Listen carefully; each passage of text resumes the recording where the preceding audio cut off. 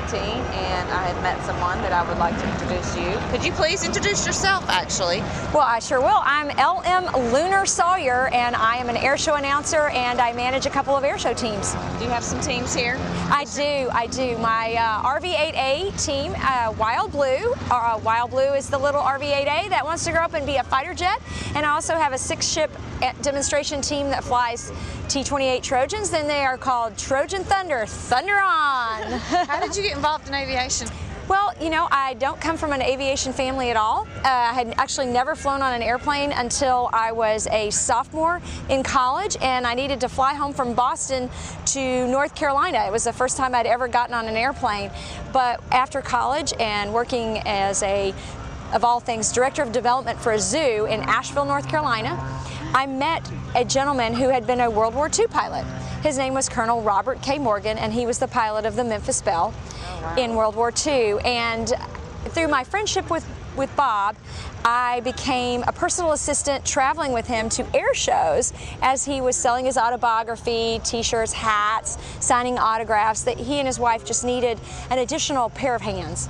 And I did a little bit of PR work for them, and for 7 years I traveled with them, and it was an incredible experience, meeting not only Bob but also the remaining members of his crew who were alive at the time, and getting to know more about history, not from reading a book, but from actually talking to these veterans who served in World War II, Vietnam, Korea. There was a whole array of folks that you would meet at air shows, not flying the planes necessarily, but behind the scenes, being vendors, selling books, their autobiographies and things like that. It was very exciting.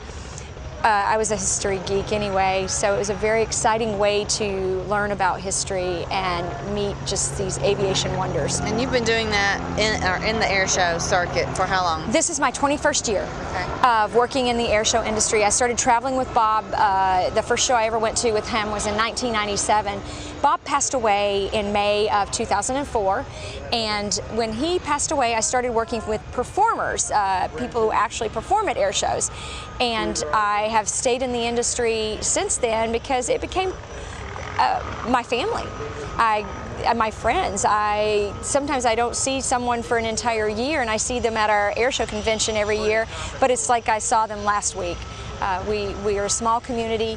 Both the general aviation community is small, the warbird community, which is really where my heart is small, and the airshow performer community, even smaller. So I enjoy it, I love it, and I've been doing PR and marketing and announcing now for 21 years. So in 21 years, had you ever had the desire to become a pilot? You know, I've always thought I should probably get my license, but there were things in the way. I needed to keep the full-time job because this was only part-time, but I was gone on the weekends when I would be taking pilot lessons, and so I kept putting it off, and finally this year I met this incredible woman. Actually, I met her last year, but we've gotten to really know each other this year, who has inspired me to finally go, you know what, I can do this, and I can make the time, and I'm at that point in my career where I can make the time. And I met this lady who, her uncle and I have been friends since 2004. I met him first here at Oshkosh, actually, in 2004, and I've known him, and he'd introduced me to his lovely niece, and she's inspired me. And she inspired me to become a flyGIRL. And so because of you, Natalie, I finally said I am going to pull that lever, and I am going to... That like gives me goosebumps. Oh my gosh. Yeah. I could have like given you that little nudge to make you go for it. But you were. I know all of these wonderful aviation people. I know Patty Wagstaff. I mean, hey, wow, you know, to say that, hey, I know Patty personally. Jessie Panzer, who's an up-and-coming aerobatic pilot, she's fabulous. But they're at a level that was going to take... say, would that make it a little more intimidating, knowing that level of a female pilot? I think so, but it's also that I know that I don't want to be that pilot. Yeah. I want to be a Natalie Kelley pilot. I want to be able to get in my airplane and go from point A to point B, but because I've worked in the airshow circuit so long, the women pilots that I've known aren't A to B pilots. They are, you know, let's get out there and tear up the sky and go upside down. And I do that in the back seat of my RV with my husband flying. That's not who I want to be. I want to be Natalie. I want to be like you. I want to be able to, say, hey, I'm going to try out and go see a new airport today in my airplane. Yeah. So that's what has inspired me to go and get my license. Awesome. I'm so glad to hear that. Yeah. Thanks for saying that. Yeah. So tell me, well, you and we have a new bucket list item. I know. Don't we? We do. We're going to do the We're going to race classic. We are. We're going to go be Powder Puff Classic girls. That's right. We're going to do it. We are. So my big inspiration right now is to get enough hours, get my license and get enough hours in so that you and I can go do the race together. That'll be so fun. I think what you're doing with flyGIRL and inspiring other women, young women in particular, to go fly and offering scholarships to these young women who need financial aid to go and achieve their dreams of lifting into the air. That to me is the reason that, after we met, and then this year you came back to Sun and Fun, that's where we had met last year, and you had the scholarship program set up, and I go, wow, Natalie is really taking this by the reins and really making things happen, not just for aviation, but in particular for women like you and me, and younger women who need even more encouragement to be a part of our industry. Yeah. Okay, tell me fun little facts. How did I call you Lunar? Right. Tell me how that name came to be. Well, as I said, I've worked in the airshow industry for 21 years now, and back in, let's see, when was it? 2004, I was at the Reno Air Races, and Neil Armstrong was at the Reno Air Races, and I was introduced to him by the kind folks with the company he was there as a VIP for. And when he met me, I was introduced, of course, with my professional name, which is LM Sawyer, and he said, LM? You mean like the lunar module? And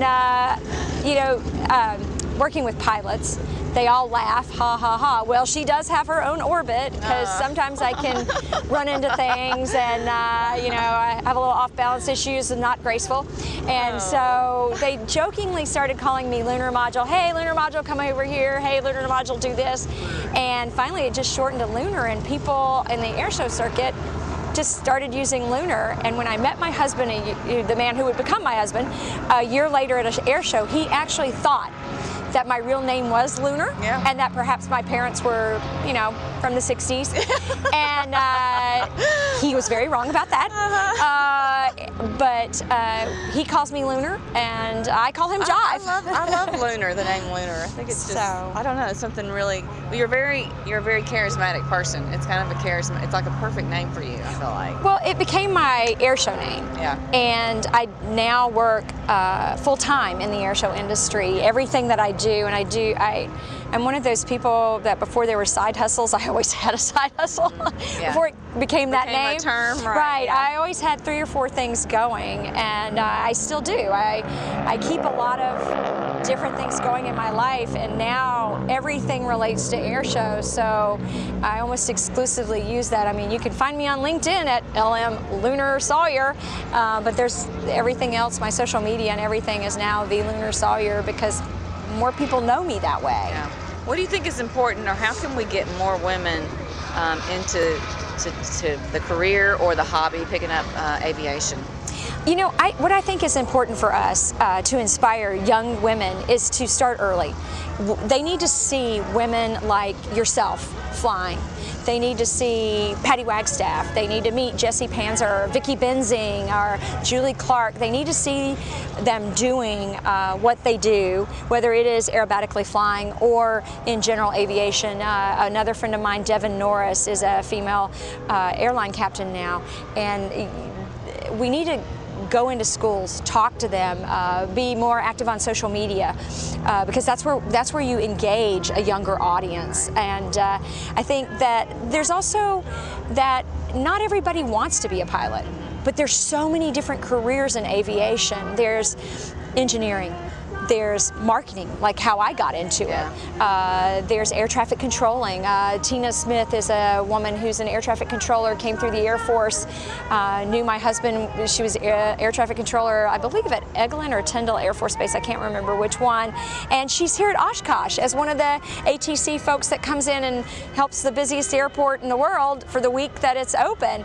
So I think that we need to say, you don't just have to fly, but you can fly too. Yeah. And there's all these things that you can do in aviation, and take a look at it. Because it's like, it's not like 50 years ago where aviation was not affordable for everybody. Everybody now can afford to fly as a commercial passenger. So we're all introduced to it a lot more, but we just need to be the faces of aviation to young people, starting from the smaller child, especially in high school when they're trying to make their decisions as to where to go to college, what to study. And there's a lot of great schools. I know your college, I believe it's Middle Tennessee State University, Yes. where you went to school, Right. has a great aviation program. You know, getting them to see these schools that not only can they get maybe a business degree, but they can also focus on aviation, learn to fly there. Yeah. There's a lot of that goes on. So I think that's where people like you and I, we just need to be more vocal about it. Right. Well, I want to thank you so much, Lunar, for everything you've done for thank you. flyGIRL, really spreading the message with your social media accounts. Well, Really nice. it's exciting because here at Oshkosh, you agreed to be a part sponsor in shooting the documentary that we've been doing this week on women in warbirds for Valorous TV. That right now we're just in the production stages, but once that's available online, it's going to be sponsored by flyGIRL. And as we make money from the subscriptions to ValoروusTV.com, they've added you to their charity list, the flyGIRL LLC to the charity list. I'm so excited about that. And Oh my so gosh. that'll help increase the scholarships. Again, it's taking it out there and getting the word out. You know and what I like that's what it most is. about that is I do have an affinity for the warbirds. Yes. And I've learned, you know, everybody kind of has their thing that they're into. Right. And for the show to be on the warbird female pilots, it's like, that's just, I couldn't pick a better thing for flyGIRL and what I love, because I love the World War II, the vets, that, and sharing that with the world, so it just never dies. So everybody knows the history and can appreciate it. Exactly. And your uncle, that's how I knew him. He was a warbird pilot, and he introduced you so to fly. important to keep that history alive. And it is living history at Airshows. Warbirds flying, it's living history. Go out to your local air show, watch a P-51 fly, a T-6, a T-28, a Sky Raider, any of those, and you're seeing history in the air.